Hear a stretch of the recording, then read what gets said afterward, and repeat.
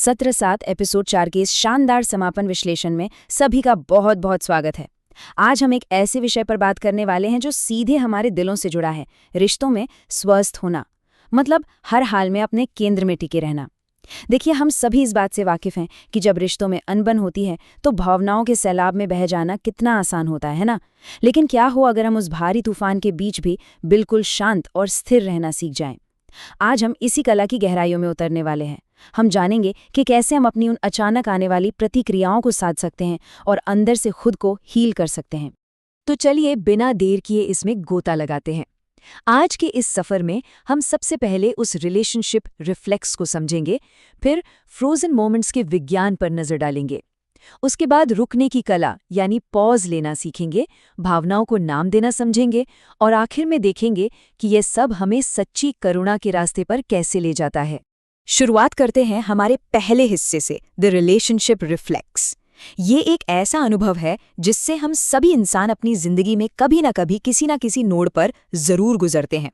यहाँ एक बहुत ही बड़ा और जायज़ सवाल उठता है, आखिर क्यों हमारे सबसे करीबी रिश्तों में छोटी छोटी बातें भी इतनी भयंकर प्रतिक्रियाओं का कारण बन जाती हैं। कभी कभी ऐसा लगता है ना कि हमारा अपने ही दिमाग पर कोई कंट्रोल नहीं रहा। कोई जरा सी बात होती है और हम अचानक से ऐसे भड़क उठते हैं या इतने ज्यादा दुखी हो जाते हैं जो उस पल के हिसाब से बिल्कुल भी लॉजिकल नहीं लगता। ऐसा होता क्यों है? इस उलझन को सुलझाने के लिए चलिए रमेश जी का एक बहुत ही जाना पहचाना सा उदाहरण लेते हैं। वो 70 साल के एक बुजुर्ग हैं और घर पर बहुत ही बेसब्री और गुस्से में अपनी पत्नी का इंतजार कर रहे हैं। पत्नी को लौटने में बस थोड़ी सी देर हो जाती है। अब सच कहें तो ये कोई बहुत बड़ी बात नहीं है, लेकिन रमेश जी बुरी तरह बेचैन हो जाते हैं। बार बार दरवाजे की तरफ देखते हैं और जब पत्नी घर आती हैं तो वो उन पर बुरी तरह झल्ला जाते हैं। ये एक बहुत ही आम सी लगने वाली घटना है, लेकिन इसके पीछे का विज्ञान सच में हैरान करने वाला है। आखिर एक छोटी सी देरी इतनी बड़ी घबराहट और गुस्से में कैसे बदल गई? और यहीं से हम अपने दूसरे हिस्से की ओर बढ़ते हैं, the science of frozen moments. अब हम थोड़ा और गहराई में जाकर इसके बायोलॉजिकल कारणों को समझेंगे। और ये हमें बहुत ही साफ तौर पर दिखाता है कि रमेश जी के दिमाग में असल में चल क्या रहा था। देखिए, जब रमेश जी 5 साल के थे तो उनकी माँ एक दिन काम से लौटने में बहुत लेट हो गई थी। वो नन्हा सा बच्चा घंटों तक अकेला बुरी तरह डरा हुआ बैठा रहा था। आज 65 साल बाद जब पत्नी को देर हुई तो वो 70 साल का इंसान रिएक्ट नहीं कर रहा था, बल्कि उनके भीतर बैठा वो डरा हुआ 5 साल का बच्चा चीख रहा था। ये बात हमें बताती है कि कैसे हमारा अतीत हमारे आज पर पूरी तरह हावी हो जाता है। इसी को फ्रोजन मोमेंट कहा जाता है। ये एक ऐसा अनसुलझा बिना भरा हुआ घाव है जहां समय जैसे एक ही जगह जम जाता है। हमारे दिमाग में एमिगडाला नाम का एक हिस्सा होता है, हमारा अपना इनबिल्ट सिक्योरिटी गार्ड। इसका काम है हमें सुरक्षित रखना। पर दिक्कत यह है कि ये एमिगडाला आज के किसी छोटे से ट्रिगर और बचपन के किसी असली खौफनाक खतरे के बीच फर्क नहीं कर पाता। जब पत्नी को देर होती है तो दिमाग का अलार्म बिल्कुल वैसे ही बजता है जैसे 5 साल की उम्र में बजा था। ये भले ही एक झूठा अलार्म हो, लेकिन शरीर इसे 100% सच मानता है।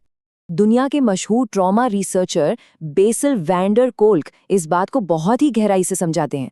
वो कहते हैं, ट्रॉमा वो घटना नहीं है जो हुई, ट्रॉमा वो घाव है जो उस घटना के बाद भीतर रह गया। इसे जरा महसूस करके देखिए। वो बाहरी घटना तो न जाने कब की खत्म हो गई, लेकिन वो अंदरूनी घाव, वो अनसुलझी पीड़ा आज भी हमारे नर्वस सिस्टम में जिंदा है। रिश्तों में हमारे ज्यादातर ओवर रिएक्शंस असल में इन्हीं पुराने घावों की चीखें होती हैं। तो अगर ये हमारी बायोलॉजी है तो इससे बाहर कैसे निकलें? यहीं पर हमारा तीसरा और सबसे अहम हिस्सा शुरू होता है, the art of pausing, trigger और रिएक्शन के बीच एक खाली जगह बनाना। इन दो वाक्यों की तुलना करके देखते हैं। जब हम कहते हैं मैं क्रोधित हूं, तो हम उस भावना के साथ पूरी तरह से एक हो जाते हैं, हम ही क्रोध बन जाते हैं। लेकिन जब हम कहते हैं मैं क्रोध का अनुभव कर रहा हूं, तो एकदम से एक बहुत बड़ा जादुई बदलाव होता है। हम उस भावना से एक कदम पीछे हट जाते हैं। हम महज एक देखने वाले बन जाते हैं और वो भावना सिर्फ एक गुजरता हुआ अनुभव रह जाती है। इसी दूरी को ओशो और भारतीय दर्शन में साक्षी भाव का नाम दिया गया है। ये अपने विचारों और भावनाओं को बिना जज किए, बिना उन पर कोई ठप्पा लगाए, बस चुपचाप देखने की कला है। ये समझना कि हमारा मन एक उछल कूद करने वाले बंदर की तरह हो सकता है, लेकिन हम वो बंदर नहीं है, हम वो चेतना है जो उस बंदर को उछलते हुए देख सकती है। है ना ये एक बेहद शक्तिशाली विचार। तो यहाँ सबसे अहम बात ये है कि हम इस खूबसूरत मेटाफर को हमेशा याद रखें। घबराहट सिर्फ एक गुजरते हुए मौसम की तरह है और हमारा असली स्वरूप वो विशाल स्थिर आकाश है। बादल आएंगे, भयंकर तूफान उठेंगे, लेकिन क्या वो कभी आकाश को मैला या बदल सकते हैं? बिल्कुल नहीं। जब भी रिश्तों में तनाव हो तो बस ये याद रखना है कि भावनाएं मौसम हैं, वो बदल जाएंगी। हमें बस उस नीले आकाश की तरह स्थिर रहकर उन्हें आते जाते देखना है। अब सवाल ये है कि इस दर्शन को असल जिंदगी में कैसे उतारें? जब हम उस तूफान के बीचों बीच खड़े हों तो हमें क्या करना चाहिए? चलिए अपने चौथे हिस्से की ओर बढ़ते हैं, भावनाओं को नाम देना। जब भी कोई ट्रिगर हिट करे तो इन 3 आसान से कदमों को अपनाया जा सकता है। पहला कदम है रुकना, यानी पॉज लेना, तुरंत कोई भी रिएक्शन नहीं देना है। दूसरा है साक्षी बनना, बस महसूस करना कि शरीर के अंदर क्या हलचल हो रही है। और तीसरा, जो सबसे जादुई कदम है, उस भावना को एक नाम देना। सिर्फ मन में ये कहना कि मुझे इस वक्त बहुत डर लग रहा है या मुझे इस वक्त बहुत गुस्सा आ रहा है, असल में हमारी हीलिंग का सबसे पहला और पक्का कदम होता है। और विज्ञान भी इस बात पर पूरी तरह मोहर लगाता है। मनोविज्ञान में इसे name it to tame it कहा जाता है। जब हम अपनी उलझी हुई भावना को एक शब्द दे देते हैं तो हमारा एमिगडाला, जी हाँ, वही घबराने वाला सिक्योरिटी गार्ड, वो शांत होने लगता है। और ठीक उसी वक्त हमारा प्रीफ्रंटल कॉर्टेक्स, जो दिमाग का लॉजिकल और सोचने समझने वाला हिस्सा है, वो एक्टिव हो जाता है। महज एक नाम देने भर से दिमाग की केमिस्ट्री तुरंत खतरे के मोड से निकलकर लॉजिक के मोड में शिफ्ट हो जाती है, बिल्कुल एक स्विच की तरह। और जब हम खुद के इस विज्ञान को समझ लेते हैं तो दूसरों को देखने का हमारा नजरिया भी हमेशा के लिए बदल जाता है। यही बात हमें हमारे आखिरी पड़ाव तक ले जाती है, करुणा का मार्ग। अब इस बात में जो सबसे दिलचस्प चीज है वो ये कि ये विचार हमारे आसपास की पूरी दुनिया को देखने का चश्मा ही बदल देता है। सोचिए, अगर हमारी तेज प्रतिक्रियाएं सिर्फ हमारे पुराने घाव हैं तो दूसरों की अजीबोगरीब प्रतिक्रियाएं भी तो उनके पुराने घाव ही होंगे ना। जब कोई पार्टनर बिना बात के गुस्सा कर रहा हो तो बहुत मुमकिन है कि वो भी अपने बचपन के किसी अनसुलझे डर से अकेले ही लड़ रहा हो। ये एक छोटा सा एहसास हमें हमारे गुस्से से बाहर निकालकर एक गहरी करुणा और एम्पैथी से भर देता है। और इसी करुणा की कोख से जन्म लेती है वल्नरेबिलिटी, यानी अपने ढाल कवच गिरा देना। ब्रेने ब्राउन के शब्दों में कहें तो वल्नरेबिलिटी कोई कमजोरी नहीं है, ये हमारे साहस का सबसे बड़ा पैमाना है। रिश्तों की लड़ाई में अपने बचाव के उस भारी कवच को उतार फेंकना, अपनी कमियों और अपने घावों को खुलकर स्वीकार करना, ये दुनिया का सबसे बड़ा साहस है। जब हम अपनी भावनाओं को बिना किसी फिल्टर के पूरी ईमानदारी से सामने रखते हैं तो हम सामने वाले को भी ये भरोसा दिलाते हैं कि वो भी ऐसा कर सकते हैं। इस पूरे विश्लेषण को समेटते हुए हम कुछ रोजमर्रा के छोटे छोटे अभ्यासों पर बात करते हैं जो हमें हमारे स्व यानी अपने केंद्र में बनाए रखने में मदद करेंगे।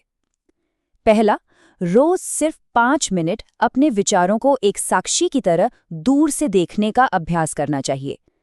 दूसरा, एक साधारण सा इमोशन जर्नल रखना भी बहुत मददगार होता है। रोज रात को बस 2 लाइन में लिखें कि आज कौन सी भावनाएं हावी रहीं। और तीसरा, अपने पुराने घावों को बिना खुद को कोसे बस स्वीकार करना। ये छोटी छोटी आदतें हमारे दिमाग की पूरी वायरिंग को बदल कर रख सकती हैं।